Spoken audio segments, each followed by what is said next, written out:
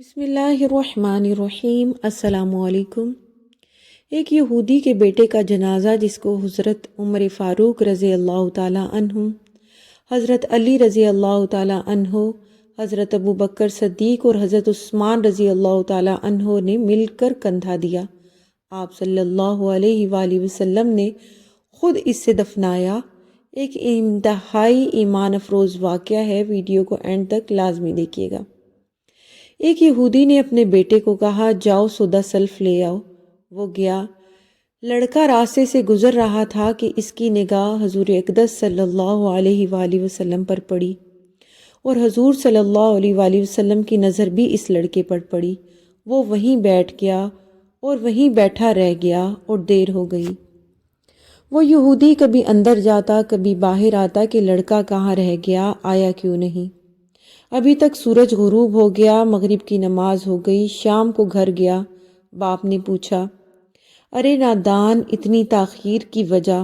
باپ بہت غصے میں کہ بڑا نادان اور پاگل ہے، میں نے کہا تھا جلدی آنا، تم اتنی دیر کر کے آئے ہو، اور تمہیں سودا لینے کے لیے بھیجا تھا اور تم خالی ہاتھ واپس آ گئے ہو۔ سودا کہاں ہے؟ بیٹا بولا، سودا تو میں خرید چکا ہوں۔ باپ، کیا پاگل آدمی ہو تم؟ میں نے تمہیں سودا لینے بھیجا تھا، سودا تمہارے پاس ہے ہی نہیں، اور تو کہتا ہے خرید چکا ہوں۔ بیٹا کہتا ہے، بابا یقین کریں سودا خرید آیا ہوں۔ باپ بولا، تو دکھا کہاں ہے سودا؟ بیٹے نے کہا، کاش تیرے پاس وہ آنکھ ہوتی تو تجھے دکھاتا میرا سودا کیا ہے۔ میرے بابا، میں تمہیں کیا بتاؤں میں کیا سودا خرید لایا ہوں؟ باپ نے پوچھا، چل چھوڑ، رہنے دے۔ وہ لڑکا روز نبی کریم رحمت دو عالم صلی اللہ علیہ وآلہ وسلم کی خدمت میں بیٹھنے لگا۔ وہ یہودی کا اکلوتا بیٹا تھا، بہت پیارا تھا، اس لیے کچھ نہ کہا۔ کچھ دنوں بعد لڑکا بہت بیمار ہو گیا، کافی دن بیمار رہا۔ اتنا بیمار ہوا کہ کمزوری اتنی ہو گئی کہ کروٹ لینا مشکل ہو چکی تھی، اور پھر قریب المرگ ہو گیا۔ یہودی بہت پریشان تھا، پھر بھاگا گیا حضور اقدس صلی اللہ علیہ وآلہ وسلم کی بارگاہ میں اور بولا، میں آپ کے پاس آیا ہوں، آپ تو جانتے ہی ہیں میں یہودی ہوں، مجھے آپ سے کوئی اتفاق نہیں، مگر میرا لڑکا آپ کو دل دے گیا ہے اور قریب المرگ ہے، آپ کو رات دن یاد کر رہا ہے۔ کیا ممکن ہے آپ اپنے اس دشمن کے گھر آ کر اپنے معشوق عاشق کو ایک نظر دیکھنا پسند کریں گے؟ کیا یہ آرزو پوری ہو جائے گی کہ وہ مرنے سے پہلے آپ صلی اللہ علیہ وآلہ وسلم کا دیدار کر لے؟ وہ کسی اور چیز کی آرزو نہیں کر رہا۔ آپ صلی اللہ علیہ وسلم نے یہ نہیں فرمایا کہ میں جاؤں گا یا نہیں جاؤں گا۔ آپ صلی اللہ علیہ وسلم نے فرمایا، ابو بکر اٹھو، عمر اٹھو، علی چلو چلیں، عثمان آؤ، باقی بھی جو سب ہیں چلیں، آپ کے عاشق کا دیدار ہم بھی کریں، اپنا دیدار اسے دیتے ہیں، آخری لمحہ ہے، آنکھیں بند کرنے سے پہلے اسے ہم کچھ دینا چاہتے ہیں، چلو چلتے ہیں۔ یہودی کے گھر پہنچے تو لڑکی کی آنکھیں بند تھی۔ حضور اقدس صلی اللہ علیہ وآلہ وسلم کا سراپا کرم ہی کرم ہے۔ لڑکی کی پیشانی پر آپ صلی اللہ علیہ وسلم نے اپنا دست اقدس رکھا، لڑکے کی آنکھیں کھل گئیں، جیسے زندگی لوٹ آئی ہو، جسم میں طاقت آ گئی، ناتوانی میں جوانی آ گئی۔ آنکھیں کھولی، رخ مصطفیٰ صلی اللہ علیہ وسلم پر نظریں پڑی، ہلکی سی چہرے پر مسکراہٹ آئی، لب کھل گئے، مسکراہٹ پھیل گئی۔ حضور صلی اللہ علیہ وسلم نے فرمایا، بس اب کلمہ پڑھ لو۔ لڑکا اپنے باپ کا منہ تکنے لگا تو وہ یہودی بولا، میرا منہ کیا تکتا ہے؟ ابو القاسم محمد بن عبداللہ صلی اللہ علیہ وآلہ وسلم جو کہتے ہیں کر لو۔ لڑکا بولا، یا رسول اللہ صلی اللہ علیہ وسلم، میرے پاس تو کچھ بھی نہیں۔ آپ صلی اللہ علیہ وسلم نے فرمایا، بس تم کلمہ پڑھو، میں جانوں اور جنت جانے، تم میرے ہو، جاؤ، جنت بھی تو میری ہے، جنت میں لے جانا یہ میرا کام ہے۔ لڑکے نے کلمہ پڑھا، جب اس کے منہ سے نکلا محمد الرسول اللہ، روح باہر نکل گئی، کلمے کا نور اندر چلا گیا، آنکھیں بند ہو گئیں، لب خاموش ہوئے۔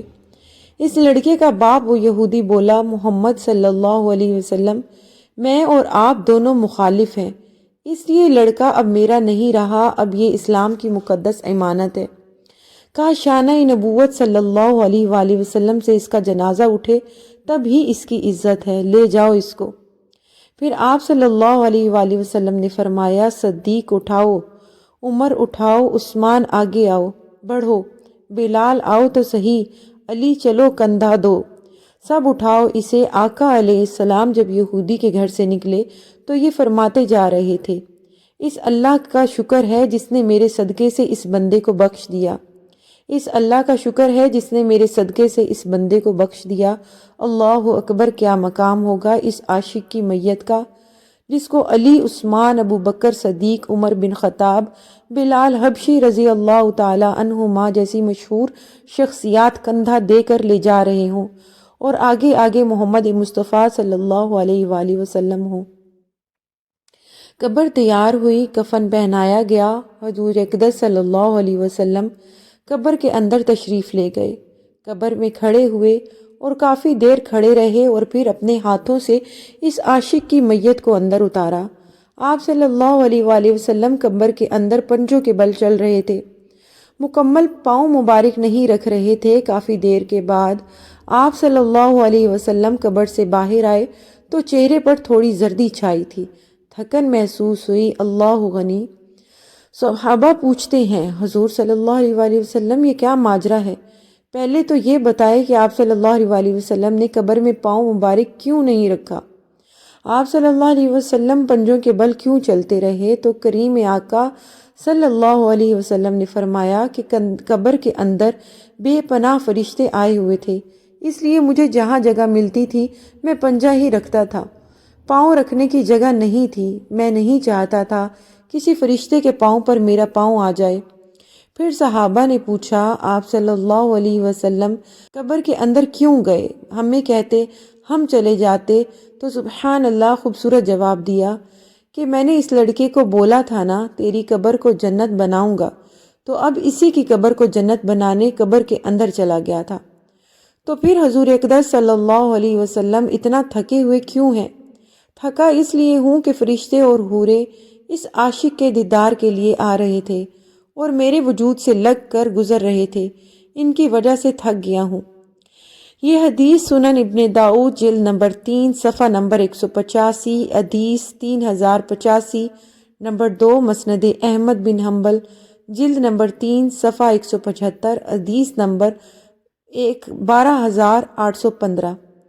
نمبر 3 حافظ ابن کثیر فی تفسیر ابن کثیر۔ حضرات، سنا ہے فرشتے نور ہیں، یہ کیسا نور ہے کہ حضور صلی اللہ علیہ وسلم تھک گئے۔ معلوم ہوا کہ فرشتے نور تو ہیں، پر سب سے لطیف نور نور مصطفیٰ صلی اللہ علیہ وآلہ وسلم کا ہی ہے۔ اللہ غنی۔ ایک عاشق کو یہ رتبہ و مقام ملا کہ جس کی کوئی مثال نہیں۔ اللہ پاک ہم سب مسلمانوں کو رسول اقدس صلی اللہ علیہ وآلہ وسلم کے عشق میں جینا اور مرنا نصیب فرمائے۔ ہماری زندگیاں حضور پاک صلی اللہ علیہ وآلہ وسلم کے عملی زندگی پر چلتے چلتے تمام ہو جائیں، آمین ثم آمین۔ ویڈیو پسند آئے تو پلیز اسے لائک کر دیں، چینل کو سبسکرائب نہیں کیا جلدی سے اسے بھی سبسکرائب کر دیں۔ ملوں گی ایک اور